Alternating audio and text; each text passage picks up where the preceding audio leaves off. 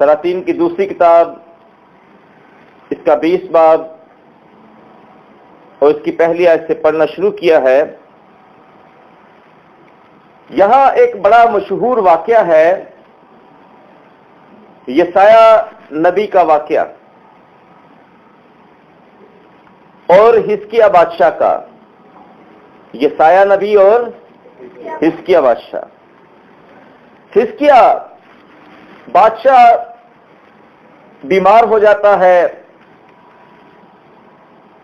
اور یہ بیماری میں پڑنے سے پہلے جب تک اس کا دور رہتا ہے، یہ خداوند کی نظر میں وہ کام کرتا ہے جو بھلے ہیں، کیونکہ اس سے پہلے چند بادشاہ ایسے گزرے تھے جنہوں نے وہ کام کیے جو خدا کی نظر میں برے تھے۔ بنی اسرائیل میں سلیمان سے شروع کر کے اس کے بعد جتنے بادشاہ آئے ان میں کبھی کوئی بھلا آ جاتا، کبھی کوئی برا آ جاتا۔ جو بھلا آتا وہ بت پرستی کو بنی اسرائیل میں سے ختم کرتا، اور جو برا بادشاہ آتا وہ بت پرستی کو بنی اسرائیل میں رائج کر دیتا اور غیر اقوام کے معبودوں کی عبادت کے لیے لوگوں کو ترغیب دیتا۔ پر جو بھلے بادشاہ آتے ان کی بھلائی یہی گنی جاتی کہ وہ بتوں کو گرا دیتے اور یسیرتوں کو، یعنی کہ لکڑی کی بنائی ہوئی شبیوں کو جنہیں وہ پوجتے تھے، انہیں وہ کاٹ ڈالتے، بالغرض بت پرستی کو قوم اسرائیل میں سے دور کرتے اور شریعت کا نفاذ کرتے وہ۔ اور انہی میں سے ایک حزقیہ بادشاہ ہے۔ حزقیہ جو ہے یہ وہی کام کرتا ہے جو خدا کی نظر میں بھلا ہے، یعنی کہ بت پرستی کو بنی اسرائیل میں سے، خدا کے لوگوں میں سے یہ دور کرتا ہے۔ پر ایک وقت ایسا آتا ہے کہ یہ بیمار ہو جاتا ہے۔ جب یہ بیمار ہوتا ہے تو یہ بستر سے لگ جاتا ہے۔ خدا اس وقت کے ایک بڑے نبی کو بادشاہ کے پاس بھیجتا ہے، یسایہ نبی کو۔ یسایہ نبی جا کر بادشاہ سے کہتا ہے کہ حزقیہ بادشاہ، اپنے گھر کا جو تو نے بندوبست کرنا ہے وہ تو کر لے، کیونکہ خدا کی طرف سے یہ فرمان جاری ہو چکا ہے کہ اب تو جو بستر پر پڑا ہے تو ٹھیک نہیں ہوگا، تو مر جائے گا، اور بہت جلد یہ ہوگا۔ حزقیہ بادشاہ جب یہ کلام سنتا ہے تو وہ خدا کے حضور میں رونا شروع کر دیتا ہے۔ اتنے میں یسایہ جو یہ کلام لے کر آتا ہے وہ اس کے گھر سے رخصت ہوتا ہے اور باہر جو ہے اپنے گھر کی طرف جانے کے لیے روانہ ہو جاتا ہے۔ حزقیہ کے پاس جیسے ہی خدا کا کلام آتا ہے وہ فوراً خدا کے حضور میں گھٹنے ٹیک دیتا ہے، زار زار رونا شروع کر دیتا ہے اور پکار پکار کر خدا سے فریاد کرتا ہے، اور وہ اپنا منہ دیوار کی طرف کر لیتا ہے اور خدا سے دعا کرتا ہے کہ اے خدا، میں نے تیری نظر میں جو بھلا تھا میں نے وہ کام کیا ہے۔ میں نے کون سی ایسی برائی کی ہے کہ جو مجھ پر اتنی مصیبت کے ساتھ یہ وقت آیا ہے، اور مجھے تو نے پیغام بھیج دیا ہے کہ میں اب زندہ نہیں رہنے کا، میں اپنے گھر کا انتظام کر لوں۔ وہ خدا کے حضور میں، اپنے خدا کے حضور میں بڑا روتا ہے اور چلاتا ہے۔ خدا اس کی فریاد کو سن لیتا ہے، اور یسایہ جو کہ پیغام دے کر ابھی راستہ ہی میں ہے، وہ اپنے گھر تک نہیں گیا، خدا اس سے پھر کلام کرتا ہے اور کہتا ہے کہ جا کر حزقیہ سے کہہ دے کہ تیرا رونا خدا کے حضور میں قبول ہوا، اور تو جو دعا کر رہا تھا خدا نے وہ سن لی۔ کلام خدا میں یہاں لکھا ہے،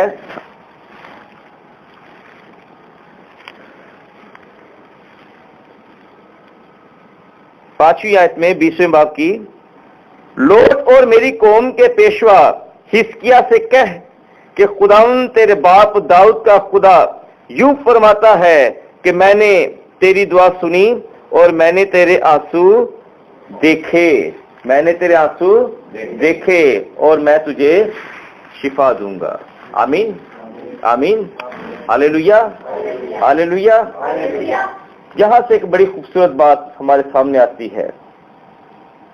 میں اکثر یہ کہتا ہوں کہ اپنی ساری تکلیفیں خدا کے حضور میں آ کر رکھیں.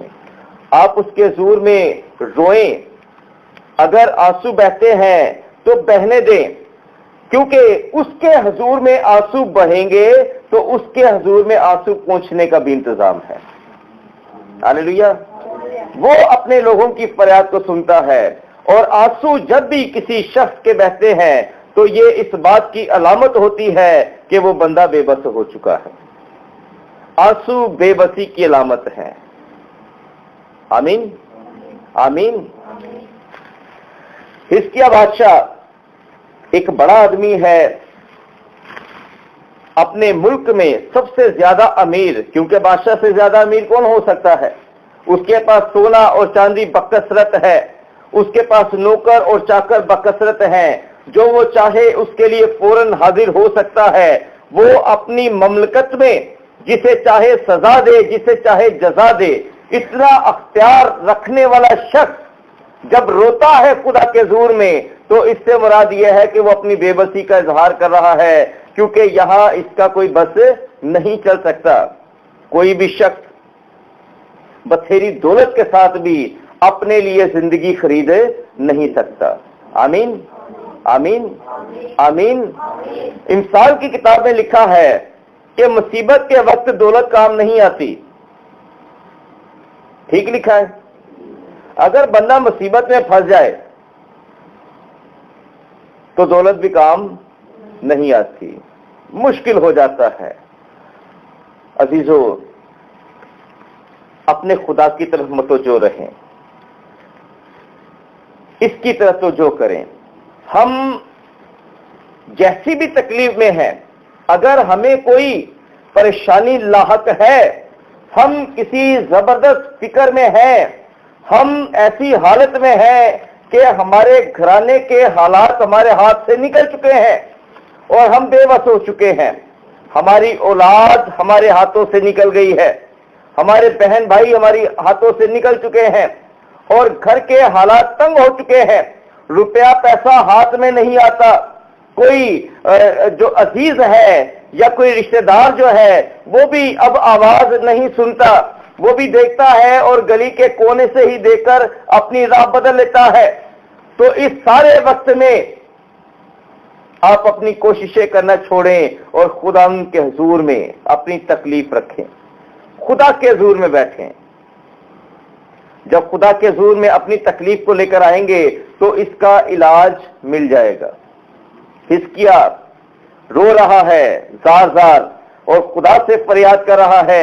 خدا کہتا ہے میں نے تیرے آنسو دیکھے. خدا اپنے لوگوں کا رونا دیکھتا ہے. ہاللیلویا. آپ اس بات پر فخر کریں کہ ہم ایسے خدا کے پاس آئے ہیں جو لوگوں کا رونا سنتا ہے. آمین آمین آمین. ہمارا خدا ایسا خدا نہیں ہے کہ جس کے حضور میں ہم کھڑے ہو کر کہہ سکتے ہیں کہ تو پتھر ہے، تجھے کیا احساس ہو سکتا ہے. ہمارا خدا زندہ خدا ہے. ہاللیلویا.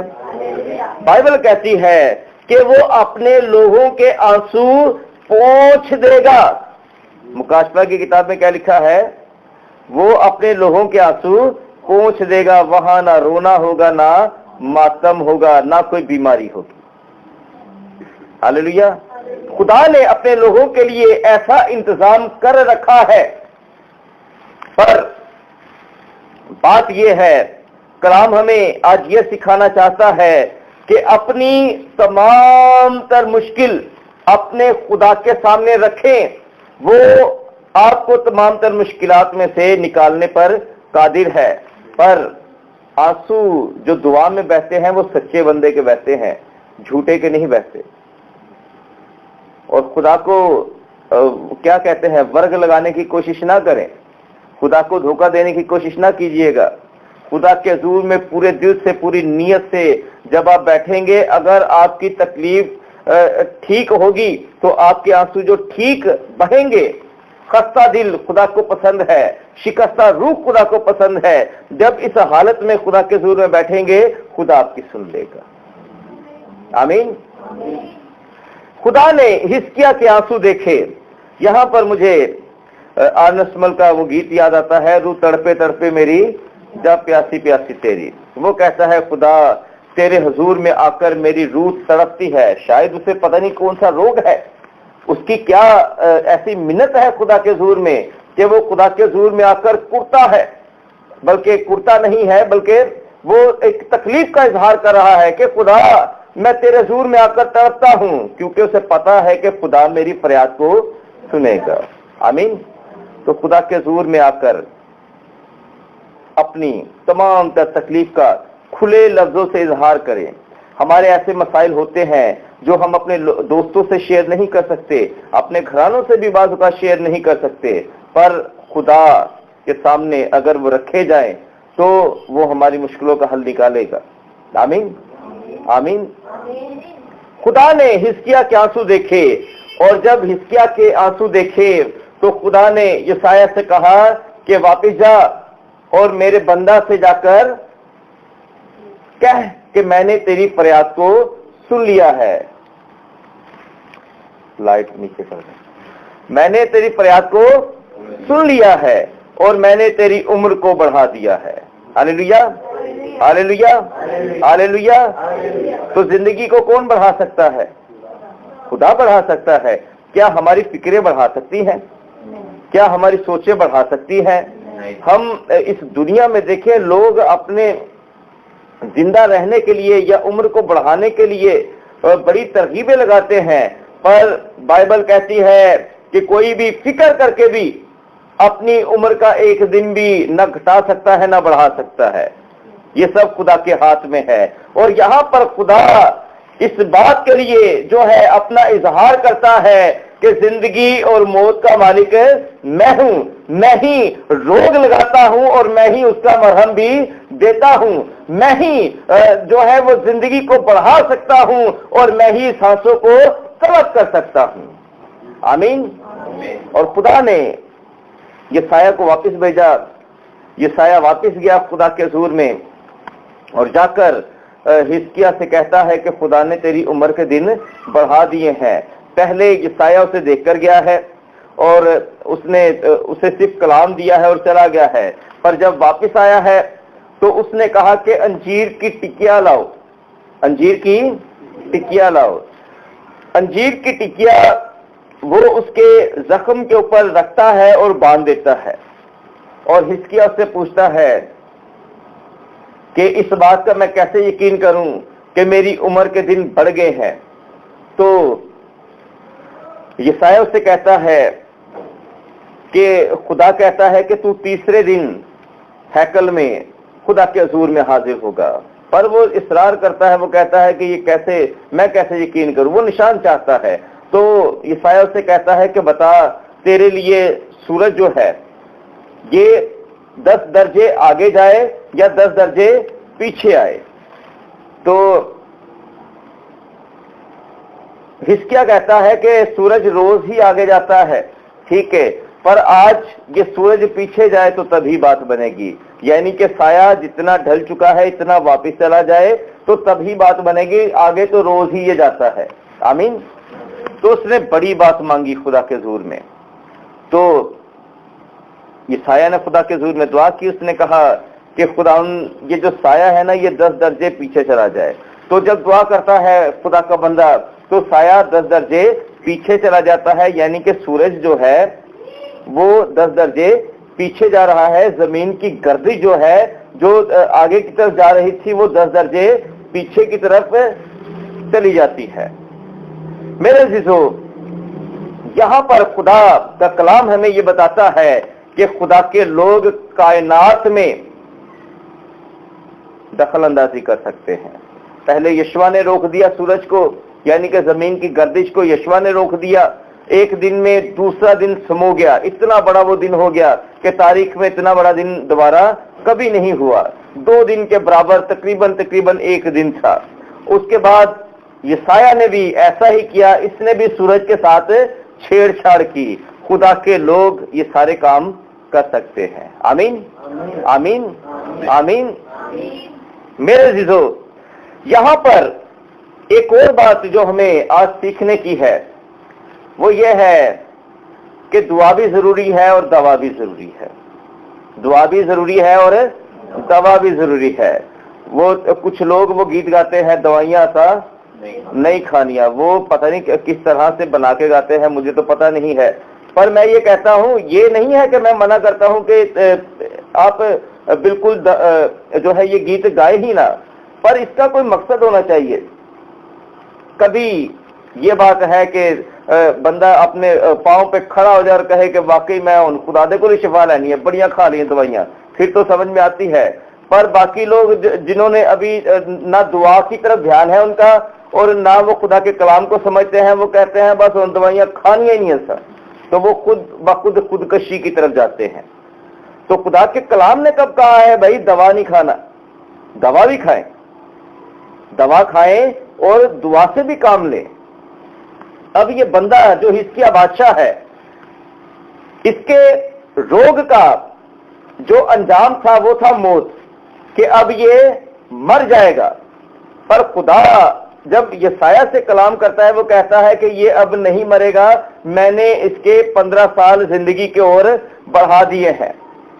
پر وہ جو روگ لگا ہوا تھا, خدا چاہتا تو وہ بھی تو ٹھیک کر سکتا تھا.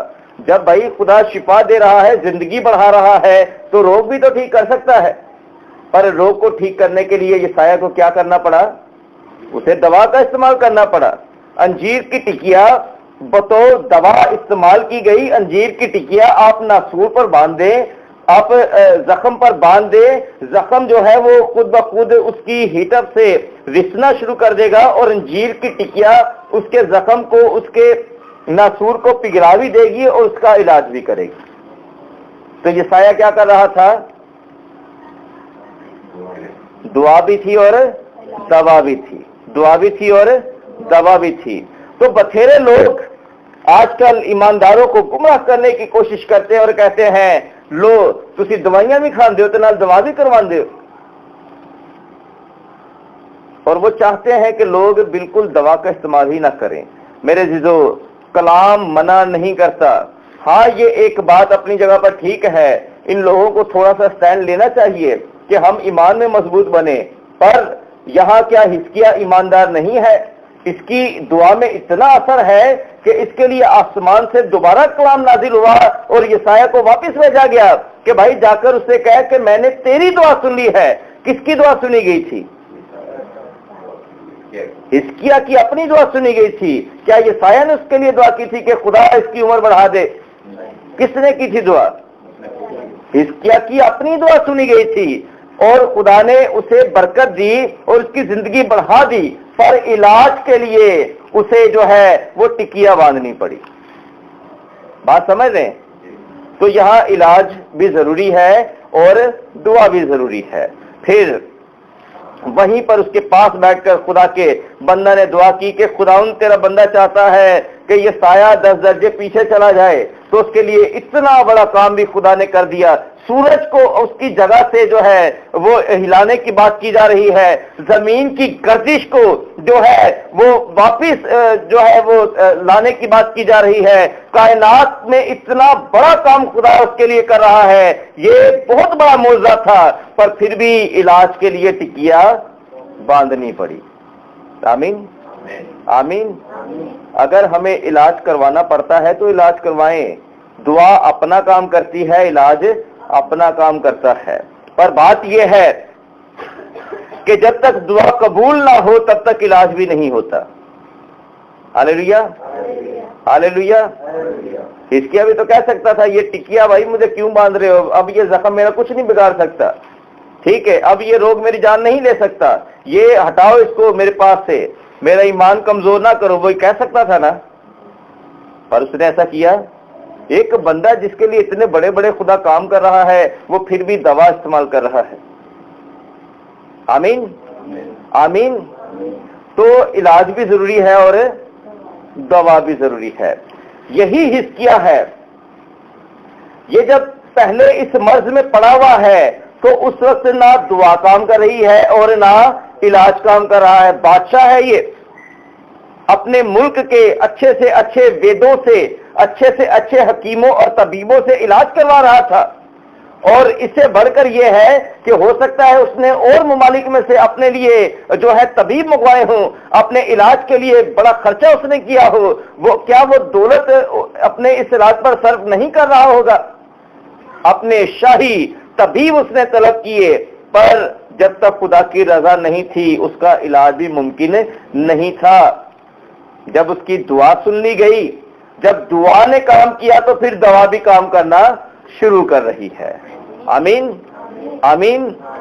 تو میں یہ بتانا چاہتا ہوں کہ بہن رضیہ کو کوئی گمراہ کرنے کی کوشش نہ کرے، ٹھیک ہے، کہ یہ کیسے دعا والے ہیں، ان کی آپریشن بھی ہوتے ہیں اور دعائیں بھی یہ کرتے ہیں، اس کا مطلب ان کی دعاؤں میں اثر نہیں ہے. تو بہن آپ کی پہلے دعا سنی گئی، پھر اس کے بعد آپ کے لیے راہ خدا نے نکالی. آمین. تو خدا ایسے کام کرتا ہے. بائبل کہتی ہے خدا ایسے کام کرتا ہے، خدا ایسے بھی کام کرتا ہے. آپ کسی اور کو بھی اگر کوئی کسی عارضے میں مبتلا ہے تو اس سے کہیں کہ اپنی دعا بھی جاری رکھ اور دعا بھی ساتھ میں رکھ. جب دعا کام کرے گی پھر دوا بھی کام کرنا شروع کر دے گی. پر جب تک دعا ہی نہ سنی جائے، جب تک بندہ جس کا علاج ہو رہا ہے وہ خود خدا کے ساتھ مخلص نہیں ہے، تو آپ اس کی اگر دوا چھڑوا دیں گے نا تو اس کا مطلب آپ اس کو جو ہے خامخواہ میں موت کے حوالے کر رہے ہیں. تو جب دعا کام کرے گی تو پھر دوا بھی کام کرے گی. یہاں حزقیہ کے اس واقعہ سے خدا نے ہمیں بہت ساری باتیں بتائیں، اور خاص بات جو بتائی ہے، اہم بات وہ یہ ہے کہ خدا دوا سے بھی کام کرتا ہے اور دعا سے بھی کام کرتا ہے. ٹھیک ہے، دنیا میں جو کچھ بھی پیدا کیا گیا ہے جس سے یہ علاج ہوتے ہیں، ٹھیک ہے، یہ ساری جڑی بوٹیاں، یہ ساری نباتات، یہ ساری چیزیں جن سے یہ میڈیسن وغیرہ اور دوسری چیزیں بنتی ہیں، یہ کہاں سے؟ کیا کوئی آسمان سے اتار کر لاتا ہے؟ کہاں سے لاتا ہے؟ تو کس نے بنائی یہ ساری چیزیں؟ خدا نے ہر چیز کسی مقصد کے لیے بنائی ہے. اگر یہ چیزیں خدا نے بنائی ہیں تو اس کا مقصد تھا، اور یہ خدا ہی نے بنائی ہیں تاکہ انسان انہیں اپنی شفا کے لیے استعمال میں لائے. خدا نے انسانوں کو حکمت دی ہے کہ وہ ان چیزوں کا استعمال کرے اور اپنا علاج کر سکے. آمین. یرمیہ کی کتاب میں خدا کہتا ہے، کیا روغن بلسان کی کمی ہے؟ کیا یہاں یہودا میں روغن بلسان نہیں ملتا؟ تو روغن بلسان جو ہے بلسان کے درخت میں سے نکلنے والا تیل ہے، اور وہ دنیا میں اس وقت بہت قیمتی تیل ہے. ہزاروں روپے جو ہے اس کی قیمت ہے تھوڑا سا تیل لینے کے لیے، اور وہ تیل بھی اس وقت بھی اور آج بھی علاج کے لیے استعمال ہوتا ہے، اور وہ کئی امراض کا جو ہے وہ اکیلا علاج ہے. تو خدا یرمیہ سے یہ کہتا ہے کہ کیا روغن بلسان جو ہے وہ یہاں موجود نہیں ہے؟ کیا میں نے روغن بلسان کو پیدا نہیں کیا؟ کیا میں نے اس میں شفا کی قدرت نہیں رکھی؟ خدا نے جب انسان کو بنایا ہے تو انسان کی ضرورت کی چیزیں پہلے بنائی اور پھر انسان کو بنایا. خدا کو پتا تھا کہ اسے ان سب چیزوں کی ضرورت پڑے گی. تو دوا کا انتظام کرنے والا خدا ہے اور دعا کو سننے والا بھی خدا ہے، اور یہ ساری باتیں مل کر جو ہے خدا کے نام کے جلال کے لیے ہم انہیں یوز کیا کریں، دعا بھی اور دوا بھی. آمین آمین آمین. آئے اسی کے ساتھ اپنے سروں کو خدا کے حضور میں جھکائیں اور اس کلام کے لیے ہم خدا کا شکر ادا کریں.